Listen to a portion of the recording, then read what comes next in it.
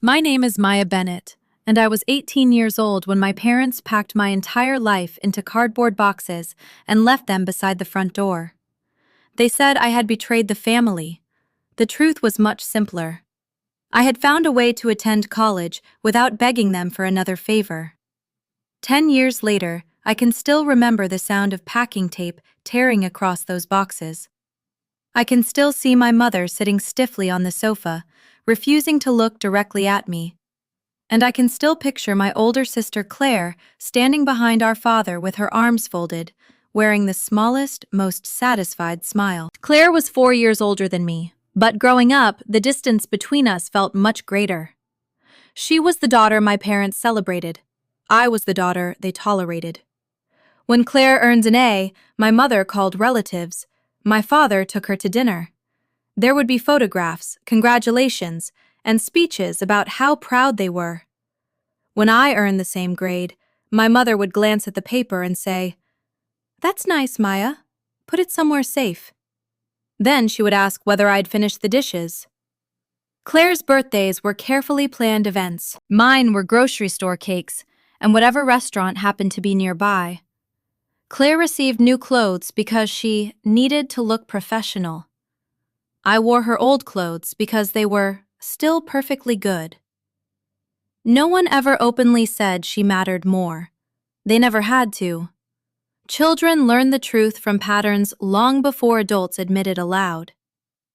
By the time Claire was accepted into an elite business school, my parents treated it like proof that every sacrifice they had made for her was justified. They paid her tuition, rented her an apartment, bought her a laptop, and even gave her money for clothes. "You have to invest in talent," my father liked to say. I remember standing in the kitchen the first time he said it, wondering what that made me. A bad investment? 4 years later, I was accepted into a respected university in the United Kingdom to study history. When the acceptance letter arrived, I read it 3 times before running downstairs. For once, I believed I had done something Claire could not overshadow. My mother smiled politely. My father studied the tuition estimate and immediately frowned. "We can't afford this," he said. My excitement collapsed so quickly that it almost embarrassed me. "I'm not asking you to pay for everything," I explained. "I can apply for loans. I just need someone to co-sign." My mother exchanged a look with him. "We've already spent a great deal on Claire's education," she said. "We have to start thinking about our future." Their future involved opening a specialty home goods shop. They had already selected a location and were pouring most of their savings into renovations and inventory. I tried to remain calm. "You paid for Claire's tuition, apartment, clothes, everything. I'm only asking for a signature." My father's expression hardened. "Don't compare yourself to your sister." It was a sentence I had heard in different forms my entire life. Sometimes it meant Claire was older. Sometimes it meant Claire was more responsible. That day, it apparently meant Claire deserved an education and I did not. For weeks, I searched for alternatives. I contacted financial aid offices, private lenders, and scholarship programs. Every route seemed to lead back to the same requirement: more money, stronger guarantees, or a co-signer. The deadline crept closer. Eventually, I called Aunt Denise. Dr. Denise Bennett was my father's older sister and the most successful person in our family.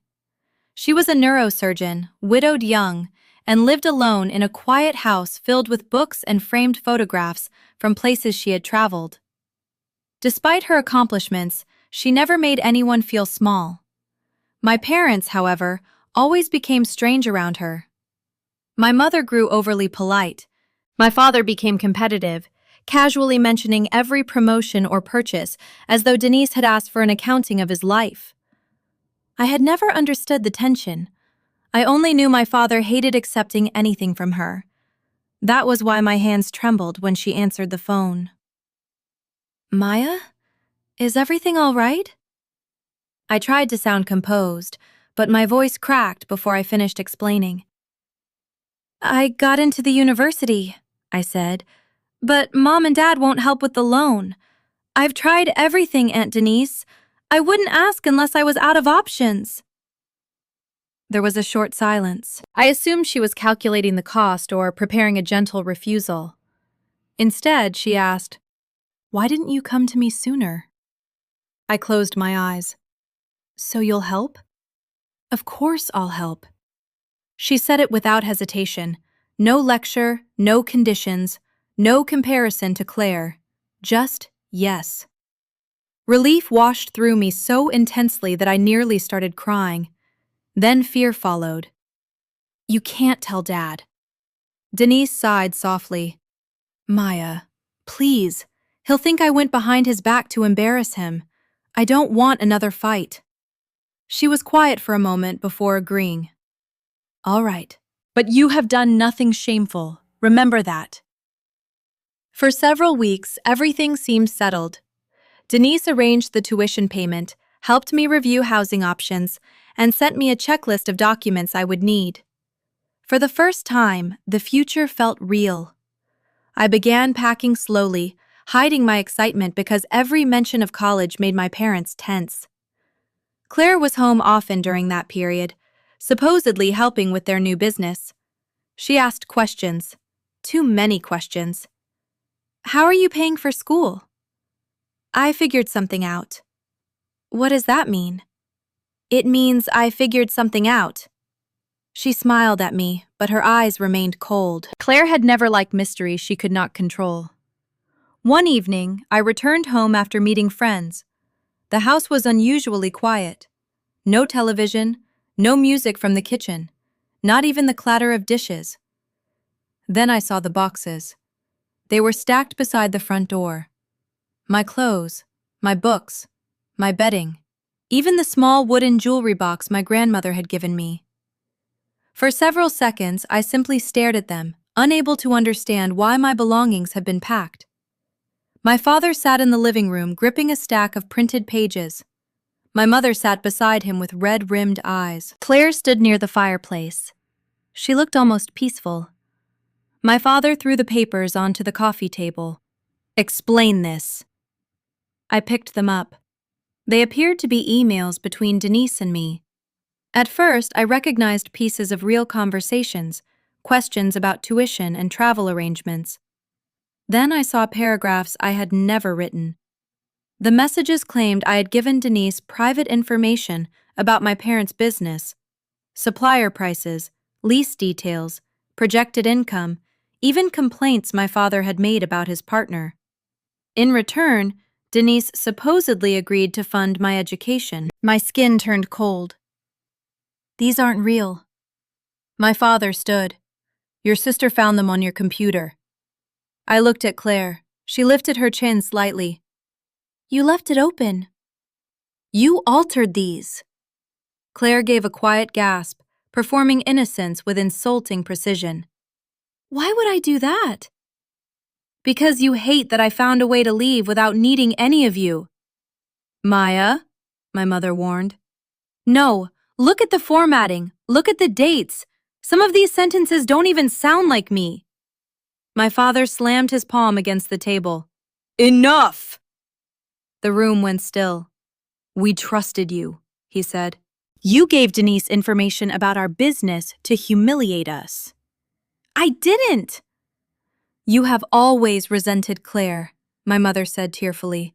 "But I never imagined you would punish the entire family." I stared at her. Some part of me had still believed she would recognize my voice, or notice that the accusations made no sense. Instead, she had already decided who I was: the jealous daughter, the difficult daughter, the traitor. "Call Aunt Denise," I pleaded. "Ask her. Check the original emails. Claire edited them." My father's face twisted at the mention of his sister. "I will not involve Denise in another one of your lies." Claire lowered her eyes, but I saw the corner of her mouth twitch. That tiny movement told me everything. She knew she had won. My father pointed toward the boxes. "You need to leave." For a moment, I thought I had misheard him. "What?" "You are no longer welcome in this house." My knees nearly gave way. Dad, I'm 18. I'm leaving for another country in a few weeks. Where am I supposed to go tonight? That is no longer our responsibility. I looked at my mother. She turned her face away. I begged them to reconsider. I reminded them that I had nowhere else to stay, that Denise had already taken on my tuition, and that the emails could be proven false. None of it mattered. Claire had given them the version of me they were most comfortable believing. So I carried my boxes outside, one by one. Neither parent helped. Claire watched from the hallway. As I lifted the last box, she stepped closer and whispered, "You should really learn to protect your passwords." I stared at her. "You're going to regret this." Her expression remained calm. "No, Maya, you are." Denise opened her door before I even reached the porch. She took one look at my face and pulled me into her arms. That simple act broke something inside me. I cried against her shoulder while my belongings sat scattered across her driveway. She did not ask whether I had deserved it. She did not demand proof. She only said, "You're safe here." Later that night, after I explained everything, Denise examined the printed emails. Her expression changed as she read. "These were fabricated," she said, "poorly in some places." I told them that. "Did they contact me?" I shook my head. A sadness crossed her face that seemed older than the situation itself. "No," she murmured. "Of course they didn't." Over the following weeks, Denise told me things my parents had hidden for years. My father had resented her since they were young. Her medical career, her marriage, and her financial independence had always made him feel inferior. "He thinks every success I have is a criticism of him," she explained. "And because you came to me, he saw it as proof that you believed I was more capable." "You were more capable." "That doesn't mean he wanted to hear it." My parents never called. Days became weeks. The silence hurt more than their shouting had. Then, 1 month after they threw me out, Claire sent me a message. "Hope you're doing okay. By the way, don't leave your laptop lying around." I stared at those words until my vision blurred.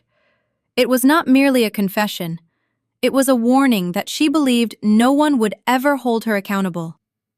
I blocked her number. Shortly before I left for the UK, my father finally texted, "Good luck." 2 words. No apology, no acknowledgement. At the airport, Denise hugged me tightly. "I'm proud of you, Maya." No one in my family had ever said those words to me before.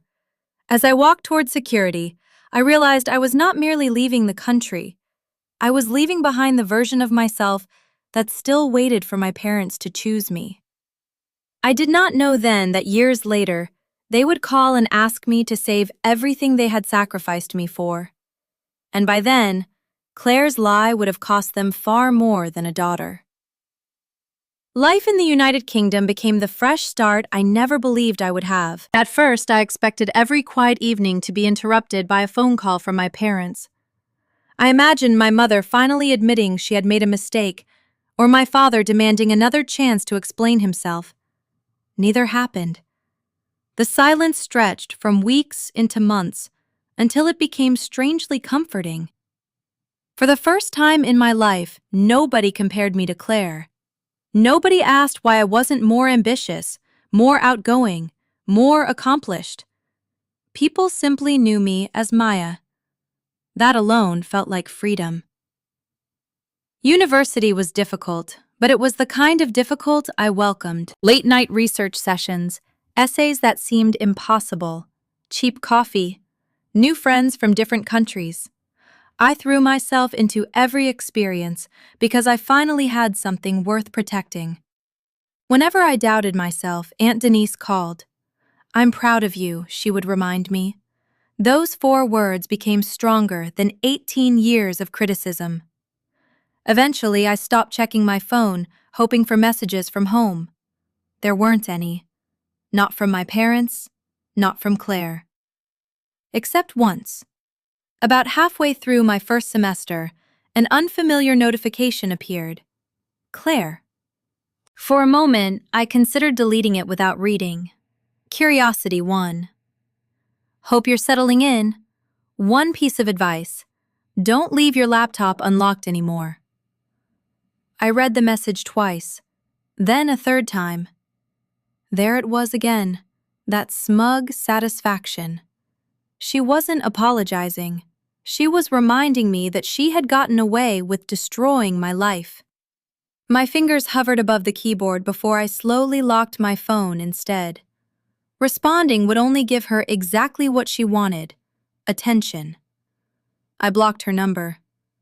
When I told Denise about it during our Sunday call, she sighed. Some people mistake cruelty for intelligence. Do you think she'll ever admit what she did? No. Her answer came immediately. But eventually, she'll make the same mistake with someone who won't stay silent. At the time, I didn't understand what she meant. I would years later. Just before my second semester began, another message arrived. This one came from my father. Good luck. Only 2 words. No apology. No explanation. No acknowledgement that he had thrown his daughter out of her own home because of forged emails. I stared at the screen for nearly a minute before deleting it. If he couldn't even write the words, "I'm sorry," then there was nothing left to discuss. By graduation, I had become someone my 18-year-old self barely recognized: confident, independent, successful. I accepted a position with a respected historical consulting firm shortly after returning home, earning more money in my first year than I had ever imagined possible. For the first time, my future belonged entirely to me. I bought a small apartment, built a circle of genuine friends, created routines that made me happy. Sometimes, I even went entire weeks without thinking about Claire. Then one afternoon, nearly 2 years after I had left home, my phone rang. Mom. I stared at her name. It looked almost unfamiliar. She had ignored birthdays, graduation, Christmas, everything. Why now? The phone continued ringing. Against my better judgment, I answered. Hello? Silence. Then a hesitant voice. Maya? I leaned back in my chair. Yes? It's your mother. I noticed. Another long pause followed. We need to talk. The words almost made me laugh. After nearly 2 years, that was how she wanted to begin. What about? We'd like to see you. Why? She hesitated again. My instincts immediately warned me something was wrong. Finally, she sighed. Things haven't been easy since the pandemic. There it was. Not, I miss you. Not, we made a terrible mistake. Money. I remained silent. The business hasn't been doing well, she admitted quietly. I remembered the little specialty shop they had sacrificed my future to build. According to Denise, it had struggled almost from the beginning. Apparently, the pandemic had nearly finished it. I'm sorry to hear that. My response was polite, nothing more. We've been trying to keep everything together, my mother continued. Claire has been managing most of it. I closed my eyes. And? Things haven't worked out. I almost smiled. So Claire made mistakes. It's more complicated than that. Is it? She didn't answer. That silence told me everything. The golden child had finally failed. The daughter they trusted with everything had driven the family business toward collapse. We need help, my mother whispered. The words hung in the air. For 2 years they had needed nothing from me. No birthdays, no holidays, no congratulations. Now they needed help.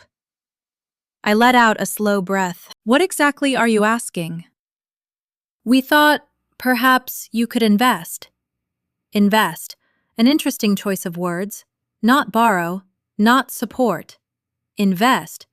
as though we were discussing a business opportunity instead of the family that had abandoned me. I don't think that's possible. Maya, I have my own responsibilities. We're your parents.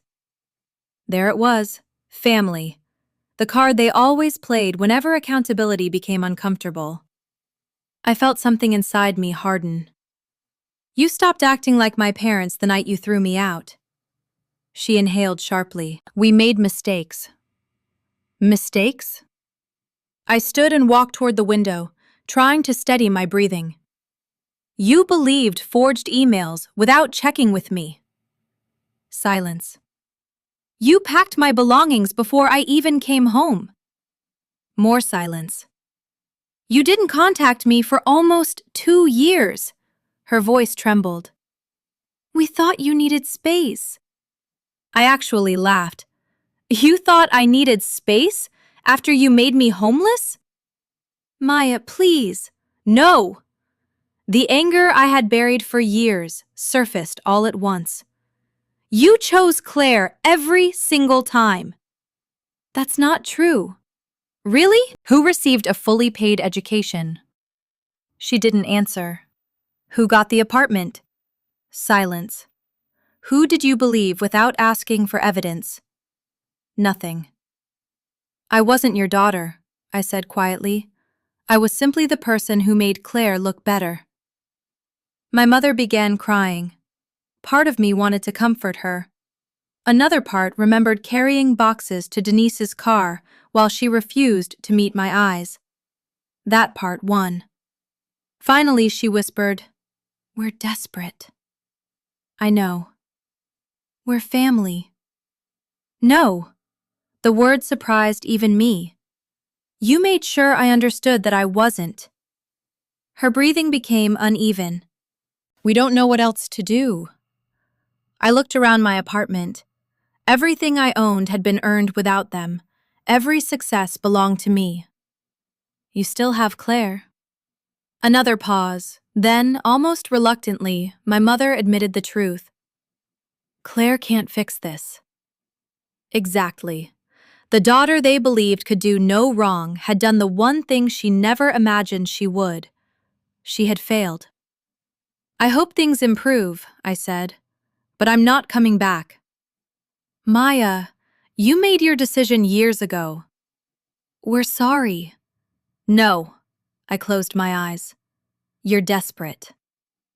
Those were two very different things. I ended the call before she could answer. For several minutes, I simply stood there, staring at the dark screen. Instead of guilt, I felt relief. The conversation I had rehearsed in my head for years was finally over. That evening, I called Denise. She listened without interrupting. When I finished, she nodded knowingly. I wondered how long it would take. You already knew? They've been struggling for quite a while. And Claire? Denise smiled sadly. Your sister has always been very good at looking successful. But actually being successful requires honesty. I laughed quietly. So what happens now? They'll probably keep asking.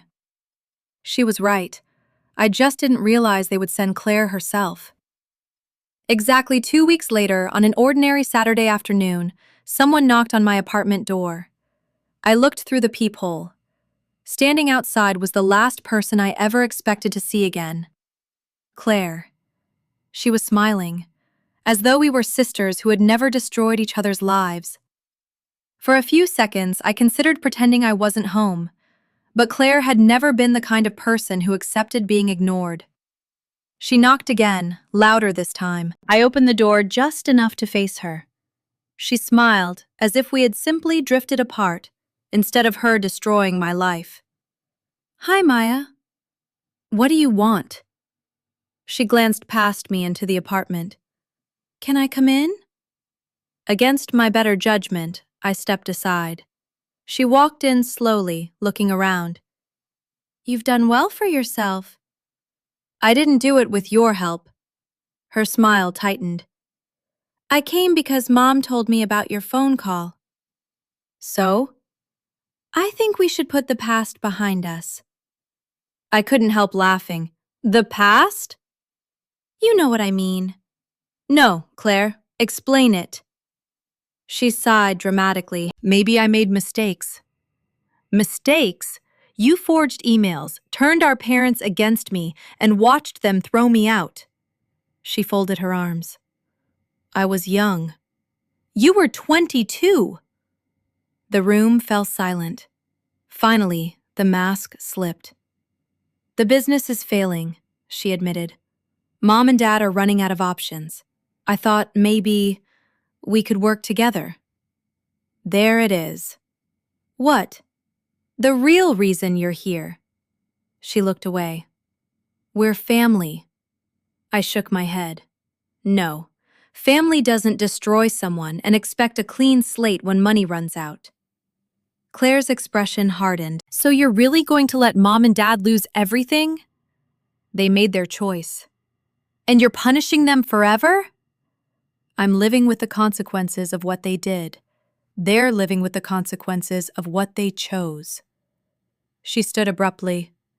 You've changed. You're right. She walked to the door before turning around. You'll regret this. I already survived the worst thing you ever did to me. She left without another word. A week later, there was another knock. This time, it was my parents. My father looked older than I remembered. My mother looked exhausted. Neither of them spoke for several seconds. Finally, my father broke the silence. We were wrong. Those 3 words were something I had imagined hearing for years, yet they didn't erase anything. He lowered his eyes. We believed Claire without checking the facts. We failed you. My mother quickly added, but we're still a family, and families help each other. There it was again, always followed by a request. I looked at both of them. When I begged you to believe me, I was family then too. Neither answered. I spent 2 years wondering why my own parents never called. My father closed his eyes. I'm sorry. I believe you mean that. Hope flashed across his face. But being sorry doesn't rebuild trust. My mother stepped forward. So that's it? You'll let us lose everything? I answered calmly. You didn't lose me today. You lost me the night you chose Claire over your own daughter. Silence filled the apartment. Eventually, my father nodded. I understand. He gently touched my mother's arm. It's time to go. She wanted to argue, but for the first time in my life, my father stopped her. They walked toward the door. Before leaving, he turned back one last time. I hope someday you'll be happy. I smiled sadly. I already am. After they left, I called Aunt Denise. They came, I said. And? I finally stopped waiting for them to become the parents I deserved. She was quiet for a moment. I'm proud of you, Maya. Those words still meant more than anything my parents had ever said. I looked around the apartment I had built on my own, at the life they never believed I could create. They had invested everything in their golden child. In the end, the daughter they threw away became the only one who truly learned how to stand on her own.